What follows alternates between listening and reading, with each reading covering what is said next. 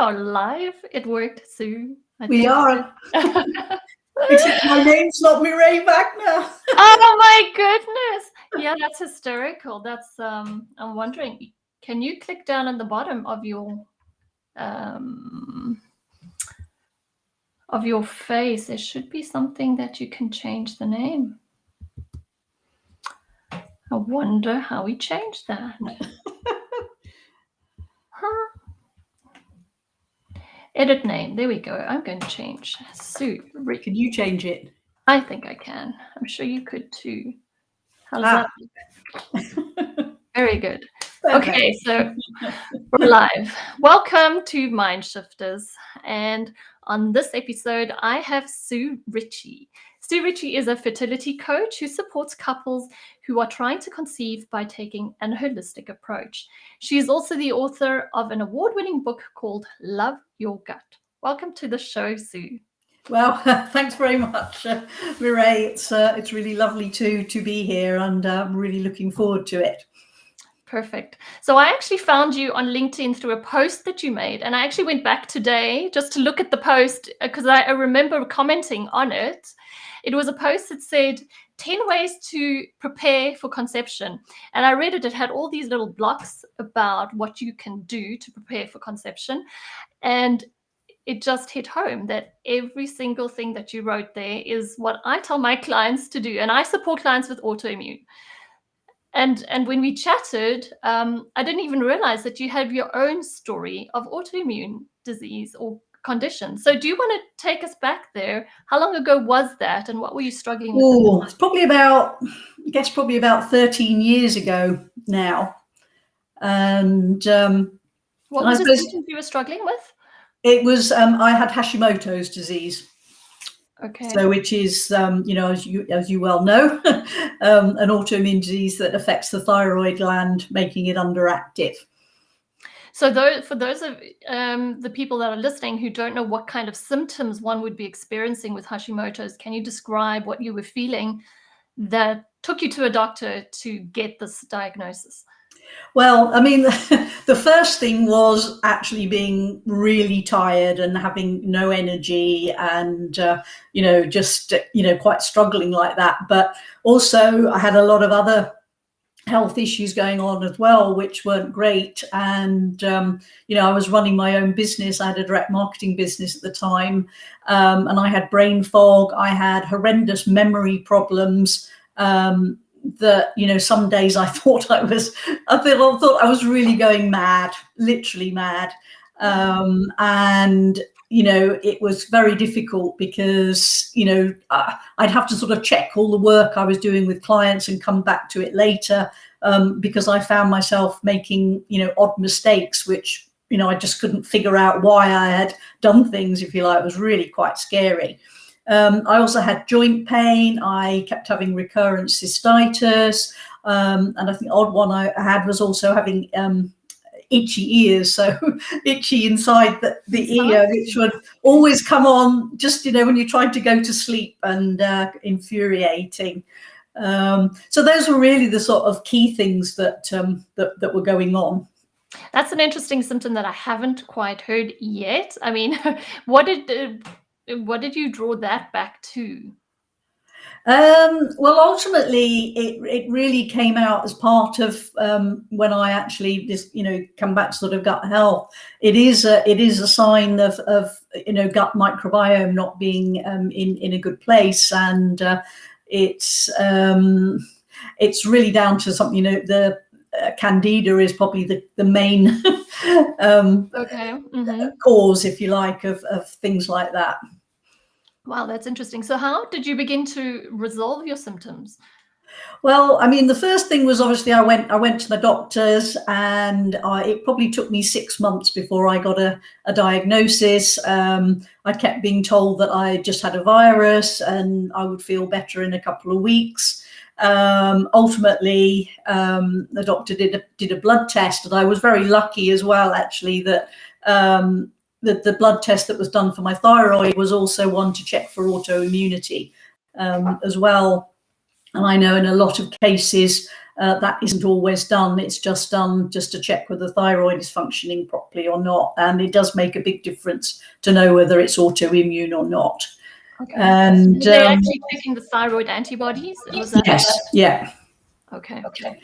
And I suppose when I received that diagnosis, and I think the thing was that I'd been into sort of nutrition, and I had experienced my own situation of having, going to an alternative therapist, if you like, previously, because I used to suffer with horrendous sinus infections all the time.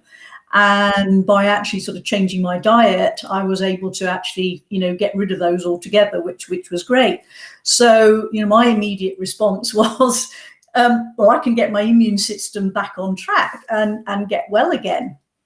Only to be told, actually in quite, abrupt terms, if you like, that it was impossible and that I was going to be on medication for the rest of my life. And at that moment in time, I think, a million thoughts went through my head. But probably the summary was, well, if you think that I'm going to sort of feel as awful as I do today for, the rest of my life, however long that might be, I'm sorry, but it's not acceptable to me. So you didn't want to listen, and you decided to take your health into your own hands. I did. It was it's like, you expecting me to live a compromised life. I'm sorry. I've got, I've always been active. There's lots of things I still want to do with my life. And things like, I want to be able, when I get grandchildren, I want to be able to chase them around the garden and have fun and all of those sorts of things. So I suppose I walked, what I would say is I walked away that day with a sort of prescription in one hand and the determination that I would do everything I possibly could to find out how I could get myself well again. Right. So what were the key areas that you needed to work on, and how did you get started? Well, obviously, I started with actually making some big decisions about changing my life, because up until that point, my life had been one of being really, I would sort of describe myself as a workaholic. I was working all the hours God sends, looking after everybody else, stressed all the time, and and very much, if you like, a people pleaser, not being able to say no and taking on extra work when I knew that I couldn't really cope with it, and just getting overwhelmed. And that was sort of, a typical pattern. So, looking after everybody else, but not looking after myself. Sounds like a lot of women in corporate. Absolutely. And I'm sure there are many women who are going to be listening now who will be recognizing, that scenario. So that, the big decision was, I've got to get myself well again. So really the first thing I have to do is actually start getting a proper work-life balance. And that's what I started to do. And the interesting thing is that once you actually put some strong boundaries in place, and you decide you're only going to work this many hours a day, you do become more productive, and you actually get more done. It's true, more focus, and then you have space and time to actually focus on you and eating well, right? Well, it was very much, actually, it was a case of actually taking a lot of time out, doing a lot of walking in nature. I love being out in nature. I started meditating on a daily basis, and I think, I started doing some researching, in all sorts of different places, and I think two things happened. One was that the first thing I discovered was that I really needed to take gluten out of my diet. And that was a good thing. I'd already taken dairy out of my diet when I had the problem with sinuses, so that wasn't something that I needed to do. But that again is important for autoimmune diseases. And really, there was two things that really happened. Was that from my research, I really found out that it was the problem lay in my gut. And I remember sort of, coming across a few things and realizing that, all of the symptoms that I've described to you, that I could just tick those all off as being, they're signs of the fact that things aren't great, in your gut. And actually one of the things I missed saying was, having digestive problems, bloating and wind and things like that. That was also an issue that I had as well. And how many people are suffering with that? Not just women, but men as well, right? Absolutely. Yeah. And of course, that's actually one of the early signs to say that things aren't actually great in your gut. Exactly. Yeah. So did you actually work with a practitioner to rebuild your gut health, or did you try and figure out it all by yourself and take a very long time to work? Well, no, I didn't work with a practitioner, but it's probably it's a bit strange, but I was actually it started off sort of I realized that it was to do with the big problem was candida. And what I did was I happened to be in a bookshop, and it probably seems like a strange thing to say, but looking in a bookshop, and suddenly this book appeared, and it's like really called to me that I needed to take a look at it, which I did. And I basically followed what the process in there, if you like, of that they prescribed, if you like, as a way to actually get your gut rebalanced. And that was very much changing my diet as well, with no gluten, no dairy, and no sugar, but also using natural supplements as well to heal the leaky gut, taking some multivitamins to really build up my vitamin levels as well, because when you have a leaky gut, even if you're eating healthily, you're just not getting the nutrition that you need. Absolutely. Yeah, true. So how long was this process of doing it by yourself, reading the book, and so from diagnosis to, and I believe you've reversed your diagnosis, your label. How long was it before you relieved yourself of these symptoms? Well, to be honest, by the whole going through that process of changing my diet and rebalancing my gut microbiome, within a few weeks, my energy was back. Those health symptoms disappeared. The big bonus I had was that I'd struggled with my weight and hadn't been able to actually shift it, trying all sorts of, different things. And I actually lost 35 pounds in 3 months. Which, and it just sort of fell off, if you like. I wasn't doing any sort of extreme exercise or anything like that. It was just taking myself through that process.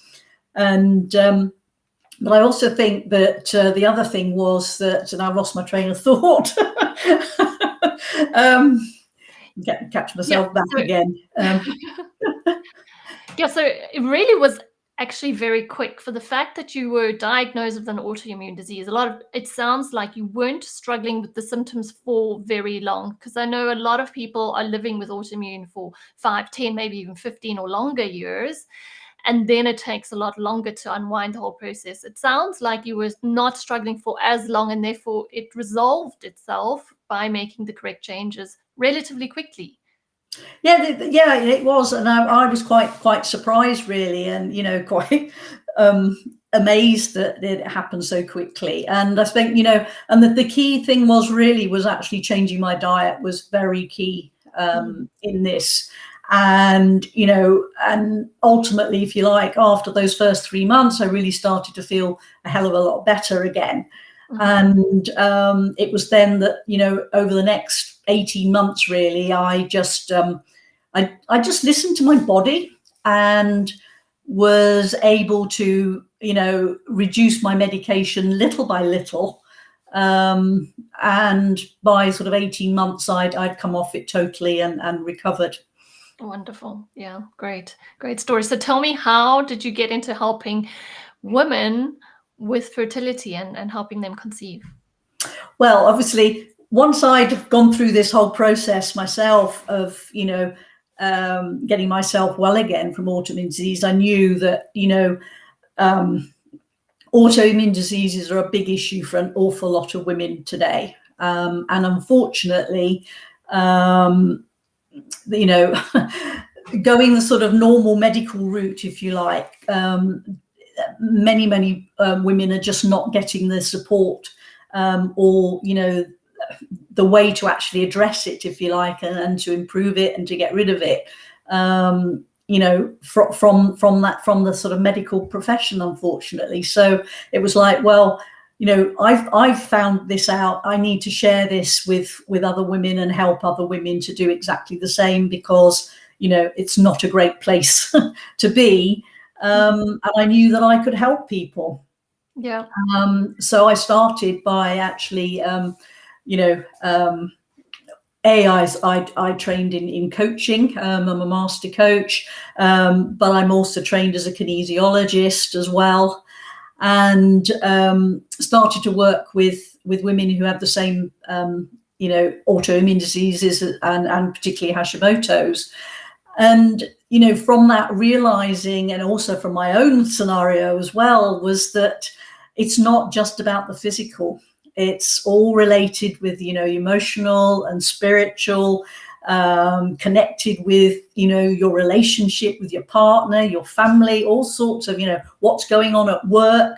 All of these things come together, and, you know, create I suppose, in a sense, a storm, I suppose, that we get caught up with, and you know, physically we then get ill as a result of it. So what I was finding was that, yeah, I really needed to take a holistic approach, you know, working on mind, body and spirit with people. And what I saw was that, you know, they had the same transformations as I did, and really started to, you know, start living the life that they deserve to live. Yeah. Where there's fun, there's enjoyment, they feel good about themselves, which is huge. Yeah, that's totally right. So, I mean, if it takes us back to those 10 things that help you prepare for conception. So would you like to take the listeners through those basic foundational pieces that women need to be considering when preparing for a healthy pregnancy? Absolutely. Well, I think it sort of comes under a sort of I think there's sort of 6 key areas, if you like, that really impact on fertility. So physical health is, you know, obviously key, and that's about, you know, eating a really healthy, well-balanced, all natural diet with loads of fruit and veg and nuts and seeds and whole foods, and also, you know, obviously your gut health needs to be in a good place as well. And, you know, the truth is, unfortunately, that for, you know, many people today, it just isn't. And a lot of people, you know, do have those sort of signs of digestive problems and bloating. But I think too often, because there's so many, you know, adverts on television saying, oh, you just need to take some, you know, this, that, and whatever, and it'll go away. Yeah. It sort of makes people think that it's normal to have those problems. But actually, it's a sign of your body saying, hang on a minute, there's something not working. Yeah. Something's not right here right now.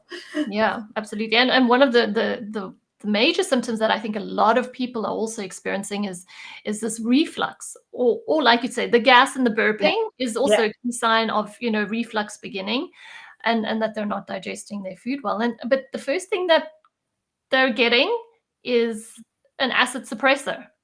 Yep. Which is doing, as we know, exactly the opposite of what we want to be doing. Absolutely. You have to address the root cause, and that's going to be on my gravestone, I think, because that's my thing. But so the other things really, obviously, you know, physical health, gut health, but also, and what you're eating, but then mindset as well is, you know, how do you talk to yourself on a daily basis? Are you constantly doing yourself down, beating yourself up?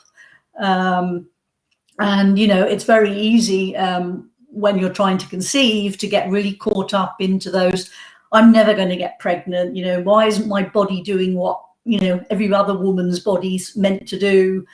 And, you know, perhaps why am I not, you know, maybe I'm not good enough to be a mother, maybe I don't deserve to be a mother. There's all sorts of those sorts of things that women start telling themselves, which really aren't helpful. And, you know, they're not helpful because what you tell yourself and what you believe is really, really powerful. And it has a huge power. Our mind is, you know, has a huge power over our bodies. It affects our chemistry, absolutely. Right. And, you know, more than people think. But equally, you know, being human beings, we do have the power to, you know, change the thoughts that we have and start turning those into positives. And, you know, really believing what we believe deep down inside. And so often, you know, like in my, you know, instance, I chose not to believe what I was told. And equally, you know, I think there's a case as well, because, you know, I've come across a number of scenarios of women who've been told, you know, very young in their, you know, early years, if you like, as a young woman, that they're never going to conceive. But they did. Believe it. And so it is. Right. So I think, you know, you've got to be aware of daily talk, and obviously lifestyle. You know, if you're busy and you're stressed all the time, that is, you know, a real issue. And, you know, one of the things is that if you're so busy that you can't, you know, you're trying to fit 1,000,001 things into your life now, before you've conceived, before you have a child, how are you going to fit all of this in when you have a baby to look after as well? Absolutely. Yeah, it's a whole new ball game. Because it's not easy. Yeah, you and I both speak from experience. So can you? Oh, so you've done the physical health and the nutrition, the gut health, as well as movement.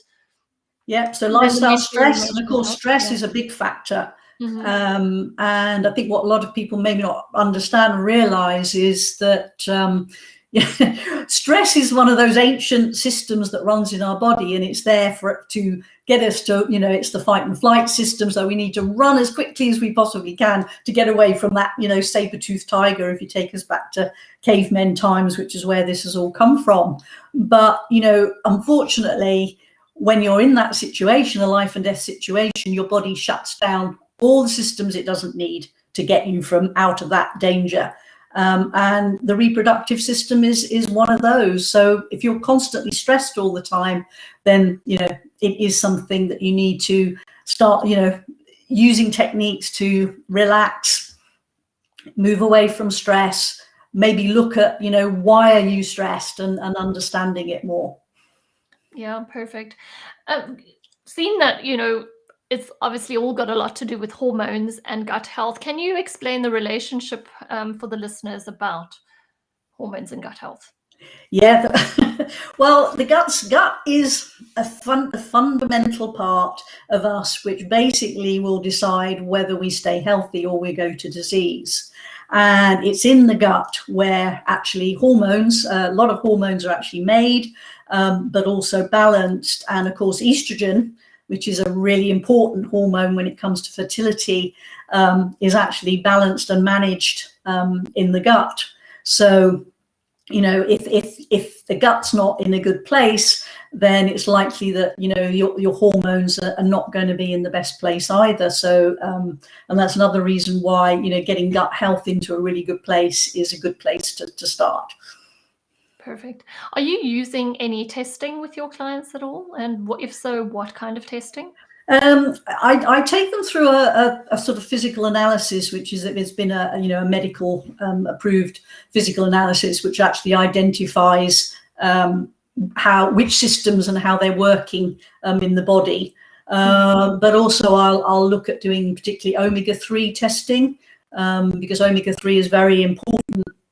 And unfortunately, due to our diet today, most people's balance of omega-3 and omega-6 is not in the right balance. Way too much omega-6, and so we need to get that balance in a good place as well. And obviously, I'd also recommend going to doctor to get tests on vitamin D and other vitamin levels as well. Mm-hmm. Yeah, I'm curious to know. So, are you running omega-3 tests as well, or you're having them done at their doctors? Are you able No, to do them? I actually I work with a company actually that does those for me, if you like. So Okay. Mm-hmm. and provides a report so that we can see what those levels are like. Yeah, perfect. So there are a lot of women who feel like they've missed that window. Maybe they're in the 40 to 45-year-old range, and they haven't been able to conceive. What do you say to women in this kind of age range about conception? I think there's two things. I think one is it's important, I think, to actually have some tests done to see what your levels of fertility are, because otherwise I think that you can keep going, if you like, and trying over a period of time, which can be so soul destroying, when you come for every month and it's not happening, if you like. So I think it's quite good to really get some, test results, if you like, to see what your fertility levels are, egg levels, and all of that side of things. But equally, I would say that, one of the things is that age is a number, and it doesn't always equate. Physical age doesn't always equate to biological age. Mm-hmm. Mm-hmm. So I don't, I wouldn't say to people that you need to, it's totally out of the window, because it's not. And people do become pregnant naturally, in their 40s. And equally, some people have problems, and but that's the way it is, if you like. And it's sad that happens. So what about the worry? And I know that there are even younger women as well that say they manage to fall pregnant. How do they hold on to the baby and make sure, because there is also a lot of cases of miscarriage, right? So how does a woman ensure a healthy term pregnancy as well as a healthy baby? I think the key thing is you've got to be eating the right food, getting the right nutrition, making sure that you're really, physically healthy, getting good levels of exercise so that your circulation is good. But it's, the thing is, and making all the lifestyle changes that you need to make as well. And I think it's key, it's not just for women, it needs to be the man as well. Because it takes two to tango. Absolutely. And a man's health affects the quality of his sperm, and the quantity of sperm. So it's not just about the woman and her eggs. So it's important for both parties to really take on board getting healthy, eating a really healthy, nutritious diet, making sure that they're getting good exercise, but also, just generally looking after themselves and being positive life and enjoying life and relaxing and having fun, because that's just as important, because our bodies respond to that sort of positive vibration, if you like, of being in a good place too. And that can help. So it sounds like you're coaching couples. Do they always come together, or are you often working with just one of the more the female? Unfortunately, I probably say that I tend to work more with women, and and I think I'd love to see more people. It's usually the woman who takes that initial step, if you like, to making those changes. But then, generally speaking, quite often the man will get on board, and I think partly because when they see their partner, really looking getting healthy, really starting to enjoy life, and behaving differently in life, if you like, they then start to come together. And I think one of the key things as well is that you've got to be able to really maintain a really good relationship with your partner, and open communication, and getting that loving support when you go through this, because I think it is about you doing this together. Yeah. We've had a couple of friends, over the years who had been struggling with conceiving, and it's very difficult in that couple relationship, put so much stress on their relationships that actually two of them, really broke up because there was a lot of the blame game going on. It's your fault. It's, we can't have kids because of you. And so I think it's so important to have the coach in that, in that group setting, to be able to guide them through the stress and the conflict that might be going on because of the inability to conceive.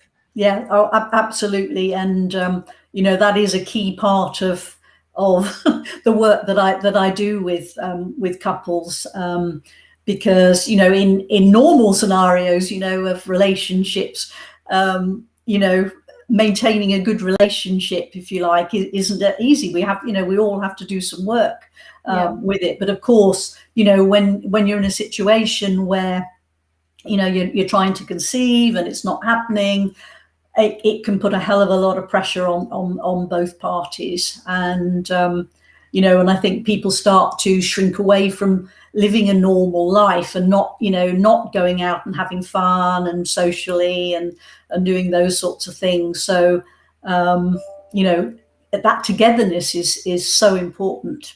Yeah, it's key to stick together and work together on it. Yeah, I fully hear you. So what is one thing that you would say to a woman or a couple that might be in this position? What's one message you'd like to give them? I would really say is that, it's just so important to be actually enjoying your life and having fun. And, and I think particularly for women, I would say it's so important to really, put yourself first, take care of yourself, feed yourself well, feed your body well, feed your mind well as well. So that, everything is in a good place, because you deserve it. And I think so many women just don't really, have that sort of, self-love, and are not taking, really good care of themselves. And it really is an important thing, because, everybody deserves to actually be in that place where they're really, taking care of themselves. Yeah, I totally hear you and feel you, because you can be doing everything right. You could be eating the healthiest diet. You could be doing everything right in terms of gut health. But if your mindset and your thoughts are not there and not believing, I just don't think that it all comes together. Yeah. It is, and everything is connected, and we can't get away from the fact that everything that's that is about living a life, if you like, mind, body, and spirit. Yeah. And I think what I learned, key thing I learned through my sort of experience of having this big health wake up call, was in all the busyness and all this working long hours and all the people pleasing and everything, was that I'd actually lost connection to who I really was as a person, as a woman. Wow. And I think that, the busyness for me was not really wanting to stop. And because if you stop, you start to listen to what your inner voice, your heart is telling you. And I think a lot of the times that can be a little bit scary. And so we keep on, if you like, busy on this treadmill. Doing. Yeah, absolutely. And we don't stop. And, and that's one of the things I would really encourage, any woman to do, is to actually just take some quiet time for yourself on a regular basis. But, if you feel that you're living your life in the right way, and deep down inside that that's the truth, even though your mind will try and tell you all sorts of other things, if you feel that deep inside, then you really have to, decide to make those changes, because, sorry, it's a bit cliched, but you're worth it. Yeah, true. Well, we have some time for questions, and I know there are some people online. I don't know if they would like to post any questions in the chat, and then Sue would be happy to answer them. So if you would like to ask any questions, we're here for a couple of minutes. But otherwise, Yeah, Sue, do you want to leave your, how can people reach you if they would like to get in touch? Okay, well, they can they can find me on Facebook and LinkedIn, and I also have a website which is Sue-Ritchie, and that's RITCHIE.com. Okay, put that in the chat and show that there so anybody can see that. Perfect. Well, I'm glad that this live stream worked. First time I'm doing it, so I'm always willing to experiment and try new things. Me too. And trying it out with me. It was a little bit dodgy in the beginning, but I'm quite happy. Well, thank you very much for your time, Sue. No, thank you very much. I've really enjoyed it, and I hope that people listening will get some value from it as well. Perfect. We'll chat to you again soon. Take care. All right, take care. Bye. Bye.